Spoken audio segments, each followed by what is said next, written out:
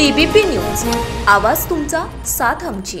शेततळ्यात पोहण्यासाठी गेलेल्या 4 मुलांचा पाण्यात बुडून दुर्दैवी मृत्यू झालाय। ही घटना निरगुडसर तालुका आंबेगाव येथे दुपारी 3:30 वाजता घडली आहे। श्रद्धा काळू नवले वय वर्ष 13, सायली काळू नवले वय वर्ष 11, दीपक दत्ता मध्ये वय वर्ष 7, राधिका नितीन केदारी वय वर्ष 14 अशी पाण्यात बुडून मरण पावलेल्या मुलांची नावे आहेत। मूळचे जवळे बाळेश्वर संगमनेर येथील कामगार गोरक्षनाथ बबन कवटे हे पत्नी ज्योती दत्तक मुली श्रद्धा काळू नवले आणि सायली काळू नवले यांच्या समवेत निरगुडसर येथे राहून मजुरीचे काम करत होते। तर मूळचे कानेवाडी तालुका खेड येथील 3 कुटुंब कामासाठी निरगुडसर येथे आले।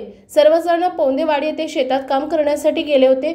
मुले दीपक मध्ये आणि राधिका केदारी हे घरीच होते। दुपारी श्रद्धा नवले आणि सायली नवले दीपक मध्ये, राधिका केदारी हे चौघे पोहण्यासाठी नजीक असलेल्या शेततळ्यात गेले। शेततळ्यात 5 ते 7 फूट पाणी होते। पोहत असताना चौघांचा पाण्यात बुडून मृत्यू झालाय। शेतात पाणी भरत असताना 13 वर्षाचा सूरज गोरक्षनाथ कवटे हा मुलगा धावत घेऊन त्याने 4 जण पाण्यात बुडाल्याची माहिती दिली। त्यानंतर सूरज कवटे आणि त्यांची पत्नी ज्योती यांनी तातडीने शेततळ्याकडे धाव घेतली। या शेततळ्याला तारेचं कंपाऊंड असून त्या तारेतून चौघे आत गेले होते। या चौघांना पाण्याबाहेर काढून तातडीने उपचारासाठी मंचर उपजिल्हा रुग्णालयात आणण्यात आलं, मात्र ते उपचारापूर्वीच मयत झाल्याचं डॉक्टरांनी घोषित केलं। श्रद्धा नवले ही इयत्ता 7वीत, सायली नवले ही इयत्ता 5वी मध्ये, दीपक बदे हा 2रीत निरगुडसर येथे शाळेत शिकत होते।